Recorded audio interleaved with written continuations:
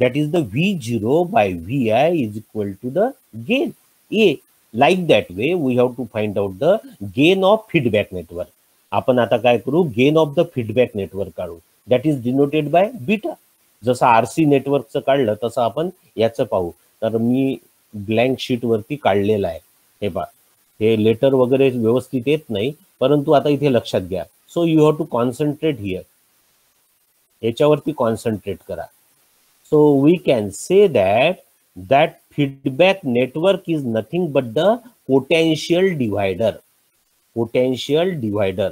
त्याला इथे काय करू आपण, इनपुट कनेक्ट केलं, व्होल्टेज इनपुट. पण व्होल्टेज इनपुट कशाचं आहे, ऑपरेशनल ऍम्प्लिफायरचं आउटपुट आहे. म्हणून मी काय म्हटलेलं आहे इथे, इनपुट व्होल्टेज और आउटपुट व्होल्टेज. म्हणजे हे काय आहे, output voltage of operational amplifier that is input to the feedback network. हे लक्षात आलं का, input to the feedback network. म्हणून VI म्हणतो, V0 नाही लिहायचं, VI लिहायचं. तिथे मी समजण्याकरता लिहिलाय. मग इथे काय आहे, रेजिस्टन्स R1 आहे आणि कॅपॅसिटर आहे. So that is in the series. त्याला काय म्हटलं आपण, Z1 इम्पिडन्स 1.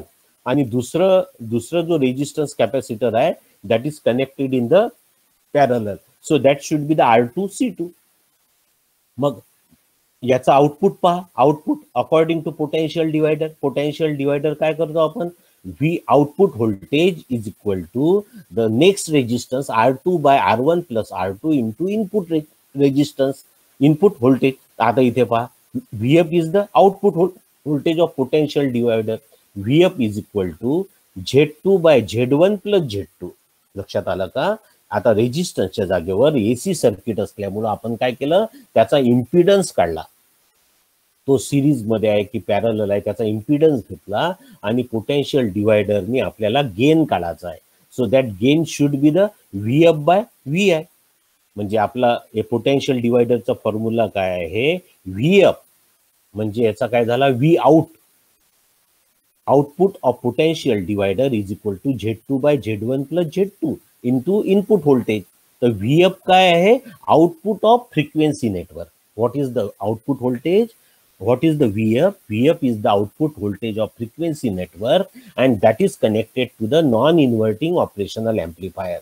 याचा आउटपुट आपण कुठे लावलेला आहे, याचा आउटपुट आपण लावलेला आहे या नॉन इन्व्हर्टिंगला, हे इथे. So it is connected to the non inverting terminal. so that we can say that it is a positive feedback network. So Wien bridge oscillator is a positive feedback network. Positive feedback कारण याचा gain काय झालेला आहे, same gain will be there and it is also the same, no gain phase shifting will be there. So because of that we are using the positive and output काय आली आहे frequency same should be in the input frequency. तर हा झाला VF. हा point कुठला झाला, it is a feedback voltage. आपण VF का म्हटलेला आहे, feedback voltage of frequency network. तो it should be the point, so that we can say that it is a VF. So it is a VF and this will be the VA or VB. So we can say that it is a VB. VF point and VB both point. So according to that we have to find out the output voltage. हे लक्षात आलं का. पहा, potential divider नेहमी use केल्या जातं, always. That is use in the transistor, that is use in the FET, that is use in the op amp. तर याचं आउटपुट जे आलं, so from that we have, आता आपण Z2 Z1 Z2 पाहू. Z1 काय आहे पहा, तो Z1 is the combination of R1 and capacitor is connected in series. तर मग काय, Z1 इज इक्वल टू काय येईल, R1 minus JXC. Capacitor resistance inductance plus आणि कॅपॅसिटन्स मायनस मध्ये जाते. दोन रेजिस्टन्स जर तुम्हाला सांगितलं आहे मागच्या बेसिक मध्ये, दोन resistance are two resistance are connected in the series, so that should be increase the resistance R1 plus R2. Two inductors are connected in the series, that inductors are increased. But when the two capacitors are connected in the series, that is increase and that is decrease, and two capacitors are connected in parallel, that is increase, opposite to the resistance and inductor. So that should be the R1 minus JXC. पहा Z1 is equal to काय आलाय, that is in series, म्हणून R1 minus JXC. R1 plus JXCचं काय केलं आपल्याला, positive घेतलं, 1/J जर खाली घेतला तर that should be the positive. 1 is the real part. Real part कुठला याच्यातला, R1 रेजिस्टन्स, आणि जे लावलेला आहे तो imaginary part, R1 plus J omega C. आणि Z2 काय आहे, R2 and C2, R2 and C2 are in the parallel. So R2 is R2 parallel to the C2, so that should be the 1/J omega C. त्यांचं सगळ्यांचं combination काढल्यावर या Z1 आणि Z2 च्या value आपण या पोटेन्शियल डिवायडरच्या फॉर्म्युल्यामध्ये टाकू, आणि फॉर्म्युल्यामध्ये टाकल्यानंतर पोटेन्शियल डिवायडरच्या, सो दॅट VF/VI ह्या इथे लिहिलेलं आहे खाली, so that VF/VI is equal to beta. So VF/VI is equal to the frequency network चा gain. Frequency network चा gain काय आहे, that is beta. And after solving this problem, this expression, we have getting the beta is equal to 1/3. म्हणजे gain काय आला, beta 1/3 आला. So according to Barkhausen criteria, product of operational amplifier gain and feedback network gain beta is always greater than or equal to 1 in oscillator frequency oscillator. So here we have to find out AB is equal to 1. So A is equal to काय होईल, beta 1/3 आहे तर A is equal to 3. मग A चा gain काय आहे, 1 plus RF/RI. 1 plus RF/RI gain of the operational amplifier. याच्यावरून आपल्याला RF ची आणि RI ची व्हॅल्यू काढता येते. So that is equal to RF/RI is equal to 3 - 1 2. मग RF/R1 काय आला, RF is always greater than 2 times of RI. म्हणजे जर तुम्ही त्याच्या व्हॅल्यूज जर काढायच्या असेल तर समजा 1 किलो ओम RI घेतली तर RF काय आलं, so that is 2 kilo ohm. RI जर 10 किलो ओम घेतली तर RF किती आलं, 20 किलो ओम, 2 टाइम्स ग्रेटर. हे लक्षात आलं का. आणि त्याच्यामध्ये वेगळं आलं होतं हे लक्ष, RC एम्प्लिफायर. सो RC एम्प्लिफायरचा, RC फेज शिफ्ट एम्प्लिफायरचा बीटा किती आहे, फ्रिक्वेन्सी नेटवर्कचा 1/29. लक्षात घ्या, 1/29, and that is connected to the inverting terminal RF/RY. म्हणजे RA च्या किती टाइम्स असायला पाहिजे, that operational amplifier gain is the RF/RY. RF/RI हा गेन कशाचा आहे, इन्व्हर्टिंग एम्प्लिफायरचा, इन्व्हर्टिंग ऑपॅम्पचा, इन्व्हर्टिंगला लावलेला आहे फ्रिक्वेन्सी नेटवर्कचं इनपुट. त्याच्यामुळं RF/RI is equal to 29. So RF is equal to 29 times of the RI feedback frequency. हे बा दोघांच्या फरक काय आहे, आणि त्याच्याप्रमाणे तुम्हाला प्रॉब्लेम सॉल्व्ह करता येते. तर मग बीटा 1/3 आल्यावर ऑपरेशनल एम्प्लिफायरचा गेन किती आला, 3 आला. हे याच्याहून काढलं. आणि नंतर आपण हा जो VF म्हणजे VO/VI, हा पोटेन्शियल डिवायडरचा जो VO/VI आहे, output voltage by input voltage, that is denoted by beta, and that beta is equal to some expression, and in that expression we can consider the real part. J wala part that should be neglected. Real part is equal to 0. मग real part 0 आल्यानंतर त्याच्यावरून cursor कुठे गेला रे बाबा, का cursor लहान आहे. हा, so after considering the real part, so after that omega is equal to some value, and omega is equal to 2 pi f, and f is equal to 1/2 pi. Omega is equal to 2 pi f. तर 2 pi काय गेला, डिनॉमिनेटरला गेला 2 pi, आणि याची value आली route. किती resistance आणि capacitor वापरले आहे, in root of R1 multiplied by C1 multiplied by R2 multiplied by C2. That is in the root after solving the real part. So when R1 is equal to, आता मी लिहत नाही, लिहायला बराच वेळ जातो, दोन्ही कंट्रोल करावं लागते, माऊसही कंट्रोल करावं लागते ह्या लॅपटॉपचा आणि controller. R1 is equal to R2 is equal to R. R1 is equal to R2 is equal to R ही एक कंडिशन आहे आणि C1 is equal to C2 is equal to C. So that will be put in this frequency formula. So in that frequency formula, so there after that F is equal to 1 by 2 pi RC म्हणजे R square C square. त्याला बाहेर काढलं तर काय झालं, oscillating frequency काय आली, oscillating frequency, that oscillating frequency is equal to mouse कुठे जातो RC. सो याची फ्रिक्वेन्सी काय आली, F is equal to 1 by 2 pi RC कशाची, वेन ब्रिज ऑसिलेटरची. आणि याच्यानंतर मग हे आपण हेच प्रूव्ह केलेलं आहे. So all this thing will be prove that. So that we have already discussed. After that, advantages of the Wien bridge oscillator. Wien bridge oscillator चे advantages काय आहे, variation of the oscillator frequency is easy to achieve in the range of 20 Hz to the 100 kHz. 20 Hz to the 100 kHz ही कशाची frequency आहे, ही audio frequency आहे. 10 kHz म्हटलं होतं ना आपण.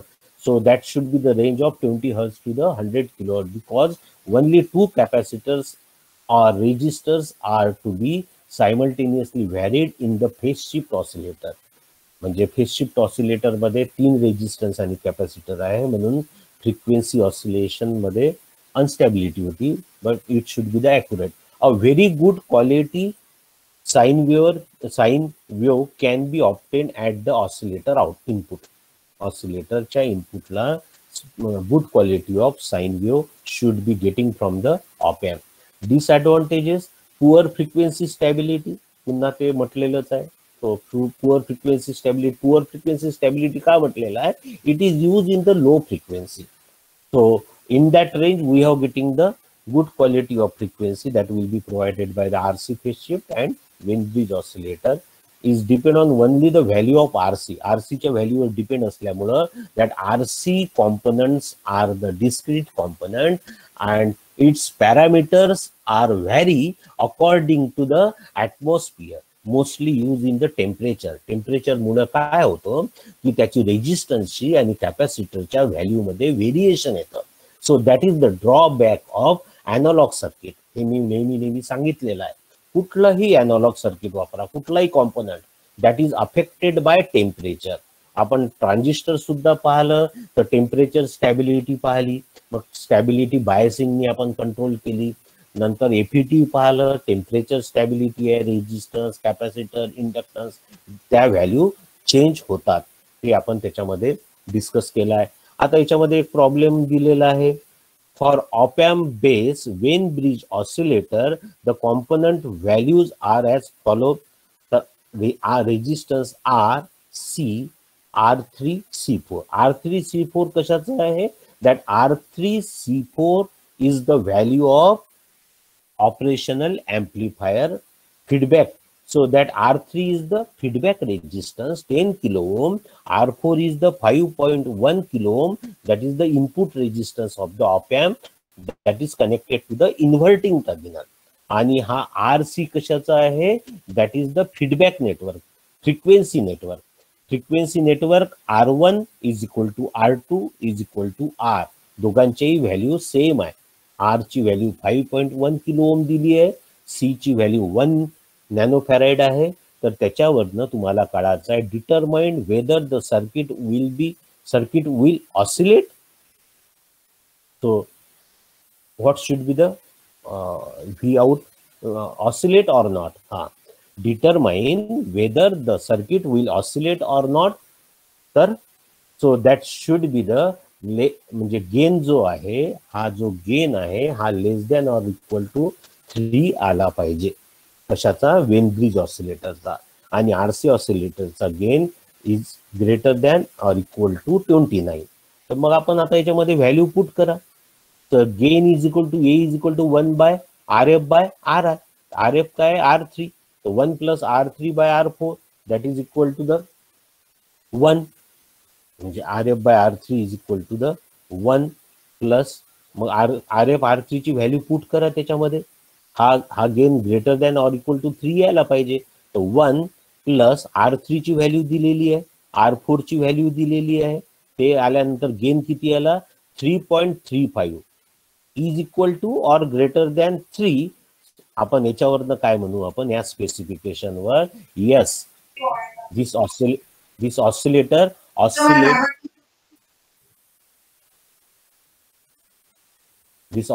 oscillate the gain of that A is greater than 3. The circuit will oscillate. म्हणजे circuit use the oscillate means circuit use the frequency. आणि याच्यानंतर काय म्हटलेलं आहे, second obtain the output frequency F is equal to 1/2πRC. समजा R1 C1 R2 C2 जर value दिल्या असत्या तर काय, how we have to find out the operating frequency.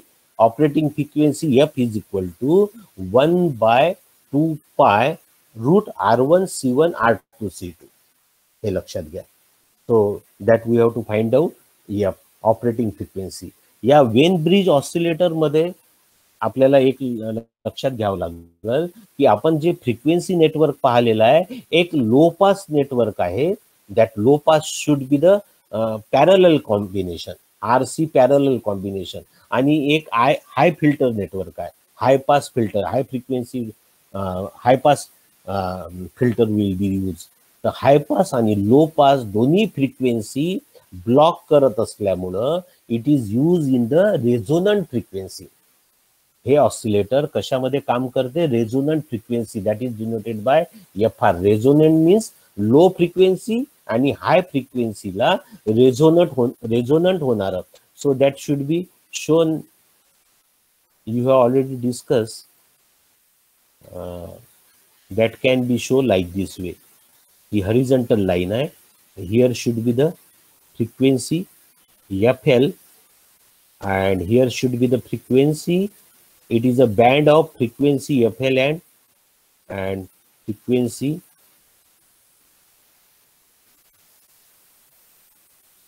high pass FL and FH. So we have getting the frequency of resonant frequency.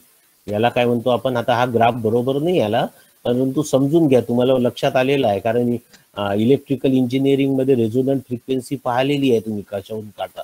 So we can say that this is the resonant frequency and it is denoted by FR. At that time this oscillator will be use the frequency of output frequency.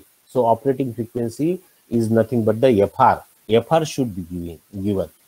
कारण low pass आणि high pass दोन network असल्यामुळं याच्या आधीचं जे आहे हे block केली, ही फ्रिक्वेन्सी ब्लॉक केली आणि ही फ्रिक्वेन्सी सुद्धा ब्लॉक केली. फक्त ह्या ज्या नॅरो बँड, याला काय म्हणतात नॅरो बँडविड्थ, तो नॅरो बँडविड्थची ही जी फ्रिक्वेन्सी आहे, we can say that this is the resonant frequency or we can say that it is a tune frequency. या ट्यून फ्रिक्वेन्सीला आपण फ्रिक्वेन्सी काढतो. याच्यानंतर अजून एक प्रॉब्लेम आहे, design and draw op-amp operational amplifier based Wien bridge oscillator for frequency 1 kilohertz. 1 kilohertz output करता Wien bridge oscillator design करा. 1 किलोहर्ट्ज, 10 किलोहर्ट्ज, 12 किलोहर्ट्ज, 10 100 किलोहर्ट्ज कुठल्याही व्हॅल्यू दिल्या राहील त्या व्हॅल्यू प्रमाणे तुम्हाला माहित आहे 1 किलोहर्ट्ज तर कॅपॅसिटर अज्युम करावं लागेल. तुम्हाला कॅपॅसिटर व्हॅल्यू अज्युम करावं लागेल. C is equal to 0.01 microfarad. याच्यावरनं तुम्हाला calculate the value of R. R ची व्हॅल्यू भेटेल. R ची व्हॅल्यू का भेटेल, कारण operating frequency F0 is equal to 1/2πRC.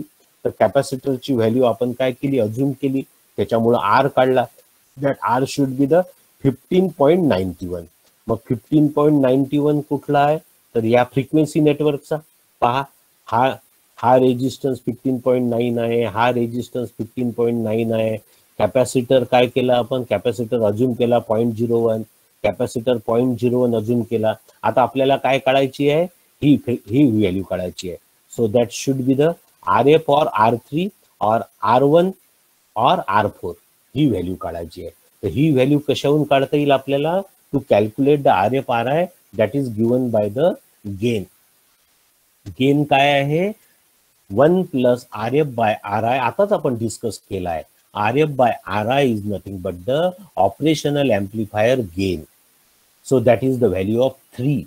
So 1 plus Rf by Ri is equal to 3. So Rf is always greater than or equal to 2 Ri, twice Ri. Rf G value आहे ही R1 च्या double असली पाहिजे अशी ही condition आहे Wheatstone ब्रिजची. आणि RC phase शिफ्टची condition काय आहे? Rf is greater than or equal to 29 Ri, म्हणजे 29 टाइम्स इनपुट रेजिस्टन्स. आणि त्याच्यावरून आपण काय केलेलं आहे, आपण R1 अजूम पुन्हा इथे अजूम करावंच लागते. डिझाईन मध्ये भरपूरच अजम्पशन आहे. So R1 is equal to, but output should be the 1 kilohertz. 1 kilohertz करता आपल्याला काय व्हॅल्यू आला पाहिजे, कसं सर्किट आलं पाहिजे? R1 is the 10 kilohertz, the 20 time 2 times म्हणजे 20, Rf 20 टाइम्स. आणि हे नेटवर्क झालं. सो ऑपरेशनल ऍम्प्लिफायर आपण काय काढलंय? ऑपरेशनल ऍम्प्लिफायरला वेन ब्रिजचं 2 आर्मचे रेजिस्टन्स इथे लावले आणि असं लावलं. तुम्ही हेच सर्किट तुम्ही असं काढलं तरी चालेल, परंतु हे समजणार नाही. हे असंही काढलं प्रॉब्लेम मध्ये तरीही चालेल. No problem. That both the circuits are the same, but we have to simplified this circuit. हे सर्किट काय केलं आहे आपण? सिम्प्लिफाईड केलेलं आहे. इनपुट आउटपुट दोन्ही याला इनपुट दिलेलं आहे, त्याला सिम्प्लिफाईड केलेलं आहे. So it is a Wien bridge oscillator. तर युनिट नंबर 2 आपला संपलेला आहे. So in that unit number 2 we have discussed the various content.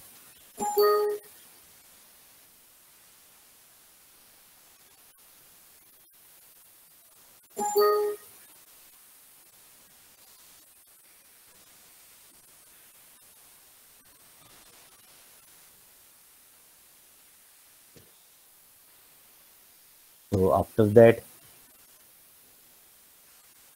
that we have discussed the unit number 3. आपण आता याच्यामध्ये युनिट नंबर 3 डिस्कस करणार आहे. युनिट 1 डिस्कस झालेला आहे. युनिट 2 डिस्कशन झालेला आहे, डिटेलमध्ये डिस्कशन झालं आहे. युनिट 3 मध्ये आपण पाहणार आहोत. आणि याच्या नोट्स सुद्धा मी तुम्हाला आज पाठवल, आयुषीच्या ॲपवरती पाठवल. आयुषी तुम्हाला देईल युनिट नंबर 3. याचे कंटेंट काय आहे? We have discuss the comparator.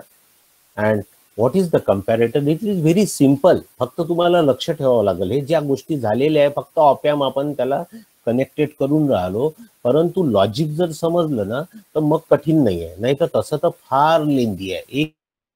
एक एक्सप्रेशन तुम्हाला वेन ब्रिज ऑसिलेटरचा बीटा जर काढायचा असेल ना, तो 7 मार्काला विचारला तर त्याचं एक्सप्रेशन आहे. बीटा काढावं लागेल, फ्रिक्वेन्सी काढावं लागेल, रिअल पार्ट सगळं हे कन्सिडर करून तुम्हाला करावं लागेल एक्सप्रेशन. तर त्याच्यावरनं तुम्हाला तो बीटा येतो. Beta is equal to 1/3. Frequency येते 1/2 पाय रूट RC. या गोष्टी बऱ्याचशा तुमच्या इलेक्ट्रिकल सर्किटमध्ये झालेल्याही आहेत. परंतु म्हणजे जिथे जिथे तुम्ही हा वेन ब्रिज ऑसिलेटर वापरलेला आहे, व्हीटस्टोन ब्रिज वापरलेला आहे, आता मॅक्सवेल ब्रिज वापरला, अँडरसन ब्रिज वापरला, परंतु त्याचा यूज इथे नाही आहे. इथे वेन ब्रिज ऑसिलेटर फ्रिक्वेन्सी ऑसिलेटरला वापरलेला आहे. आणि आता पुढे जेव्हा पाहू आपण व्हीटस्टोन ब्रिजचा वापर करू ऑपरेशनल ॲम्प्लिफायर मध्ये, इन्स्ट्रुमेंटेशन ॲम्प्लिफायर मध्ये. तर या युनिट नंबर 3 मध्ये आपण डिस्कस करणार आहे comparator. So different applications or comparator will be there.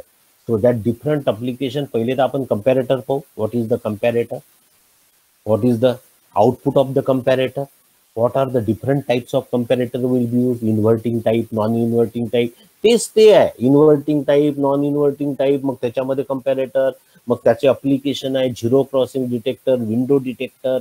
तर झिरो क्रॉसिंग डिटेक्टरला पुन्हा सर्किट लक्षात ठेवलं व्यवस्थित तर पुन्हा इनपुट आउटपुट कॅरेक्टरिस्टिक्स आहे, ट्रान्सफर कॅरेक्टरिस्टिक्स आहे त्याची. तर ह्या गोष्टी तुम्हाला थेअरीमध्ये विचारतात. Explain in non inverting comparator with its transfer characteristics. म्हणजे त्याचं एक्सप्लेन करावं लागेल, कॅरेक्टरिस्टिक्स काढावं लागेल आणि त्याचे ट्रान्सफर कॅरेक्टरिस्टिक्स. तर झिरो क्रॉसिंग डिटेक्टर आणि विंडो डिटेक्टर हे कंपॅरेटरचे अप्लिकेशन आहे. आणि स्मिथ ट्रिगर डिटेक्टर, तर हे काय करतात? तर it gives the square wave. mid trigger is use the continuous screw array. Zero crossing detector, मग रेफरन्स झिरो घेतो आपण, ते डिस्कस करू. Zero crossing detector, window detector, we have to design a one window of the voltage and that is given to the another circuit. तर नंतर त्याच्यामध्ये आपण astable मल्टीव्हायब्रेटर पाहू. अस्टेबल मल्टीव्हायब्रेटर, मोनोस्टेबल मल्टीव्हायब्रेटर, दोन टाईपचे टायमर सर्किट आहे. Astable, monostable using op amp. पहा unit 2 मध्ये, युनिट 3 मध्ये काय आहे, multivibrator, different types of multivibrator. One is monostable, astable, bistable. Monostable, astable, bistable. तर हे युनिट नंबर 5 मध्ये आहे. तर युनिट नंबर 5 मध्ये with the help of timer 555 म्हणजे IC 555 आहे, याचा यूज करून मोनोस्टेबल आणि अस्टेबल घेतलाय. बायस्टेबल नाही आहे सिलेबस मध्ये. मोनोस्टेबल, अस्टेबल मल्टीव्हायब्रेटर आहे, that is in the unit number 5. पण मी तो पार्ट डिस्कशन नाही करणार आहे तुमचा, कारण तुम्हाला याच्यामध्ये सांगितल्यानंतर ICचा यूज करून तुम्हाला त्याचं IC काढावं लागेल, IC एक्सप्लेन करावं लागेल, and that IC will be use in the various application. बाकी theory should be the same, परंतु त्या IC मध्ये काय डिझाईन केलेलं आहे, हेच नेटवर्क डिझाईन केलेलं आहे, त्याच्यामुळं मी तो पार्ट डबल घेणार नाही, कारण इतकं होत नाही. तर मी तो एस्केप केला आणि त्याच्या जागेवर दुसरा पार्ट घेईल. म्हणजे एक प्रत्येक युनिटमध्ये 2-2 पार्ट आहे. आता याच्यामध्ये जर पाहिलं तर 2 पार्ट आहे. काय आहे, कंपॅरेटर, आणि कंपॅरेटरचा एक पार्ट आहे आणि दुसरा पार्ट आहे मल्टीव्हायब्रेटरचा. असे 2 पार्ट आहे. प्रत्येक युनिटमध्ये 2-2 पार्ट आहेत. मग समजा क्वेश्चन 1 ए एका पार्ट वरती विचारतात, क्वेश्चन बी दुसऱ्या पार्ट वरती विचारतात. म्हणून मी युनिट नंबर 5 मध्ये काय केलं आहे, मल्टीव्हायब्रेटर जे आहे, timer, multivibrator is nothing but the timer. And for that case we can use the transistor, we can use the op amp, or with the help of IC. IC is available. जेव्हा आपण रेक्टिफायरचा study करतो, रेक्टिफायरचा study केल्यानंतर आपण regulator सर्किटवर जातो, constant voltage. Regulator हे ट्रान्झिस्टरनी design होतं आणि IC पण आहे. पण रिस्ट्रिक्शन काय आहे ICचं, it gives the small current, it gives the less current as compared to the transistor. Less current का देतं की number of transistors and all the components are available in a one chip, one single crystal. So that is the IC, and because of that power is restriction in the IC. Power's a restriction. So large current is not passed. So in that case there should be the 100 milliampere or 150 milliampere. Sometimes 1 ampere will be provided by the one IC, and that is given by the externally transistor is connected. आता 1 ampere पर्यंत तुम्हाला ती IC देते, पण त्याच्यावरती जर current पाहिजे असेल तर भरपूर केसमध्ये इलेक्ट्रॉनिक सर्किटमध्ये करंट व्होल्टेज कमी पाहिजे, परंतु इलेक्ट्रॉनिक्स नंतरही पुन्हा इलेक्ट्रॉनिकची सर्किट आहे, PA system, public address system design करायची आहे, साऊंड सिस्टीम डिझाईन करायची आहे समजा, किंवा कुठला मोटर रन करायचा आहे, कुठलं रोबोट रन करायचं आहे, त्या रोबोटला मोठमोठ्या मोटर लागलेल्या आहेत. आता समजा तुमची बाईक आहे, that bike is work on the CDMA, that is nothing but the robot. तुमची कार आहे, car is work on the CDMA system, means what should be there, that is the robot. Robot means automatic machine. Automatic machine, at that time there should be the various parameters of motor is used. म्हणजे 100 milli ampere पासून 100 ampere पर्यंत motor वापरल्या जातात. आता ह्या कारमध्ये त्याच्या torque प्रमाणे, torque is proportional to the current, त्याचा टॉर्क करंटच्या प्रोपोर्शनल मध्ये असतो, आणि अशा प्रकारे मोटर सिलेक्ट होते आणि ती मोटर बॅटरीवर चालते. म्हणजे रनिंग केसमध्ये त्या बॅटरी चार्ज होत राहतात आणि बॅटरी मग तेवढा करंट मिळत नाही, मग जो डिस्चार्ज झाल्यावर तुम्ही चार्जिंग स्टेशनवर लावता. चार्जिंग स्टेशन तुमच्या घरी सुद्धा राहील आणि चार्जिंग स्टेशन पेट्रोल पंपावर राहील. समजा तुमची गाडी डिस्चार्ज झाली मध्येच 200 किलोमीटर नंतर आणि तुम्ही एखाद्या धाब्यावरती बसले किंवा पेट्रोल पंपावर बसले, म्हणून आता आजकालचे जे नवीन पेट्रोल पंप आहे ना, त्या पेट्रोल पंपाला हॉटेल कनेक्टेड आहे, रिलायन्सचं जसं पाहिलं तुम्ही.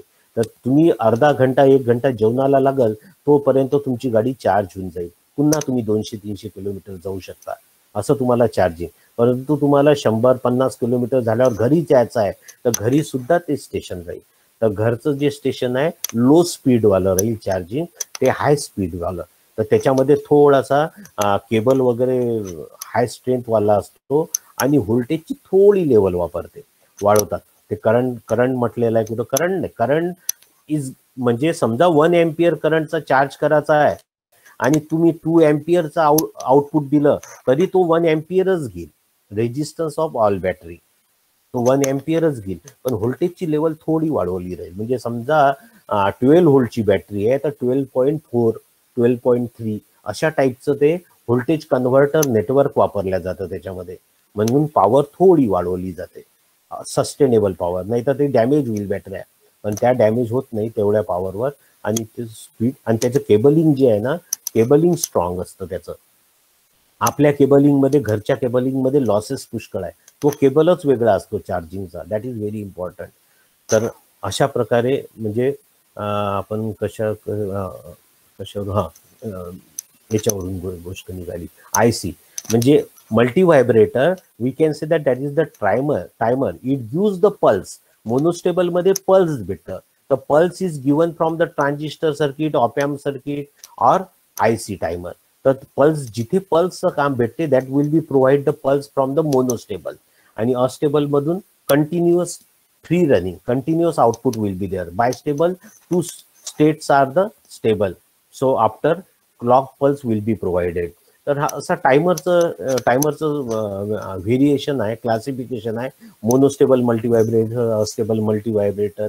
हे आहे. आपलं लेक्चर संपलं का रे बाबा? Hello hello. Yes sir. Yes sir. Lecture संपलं का?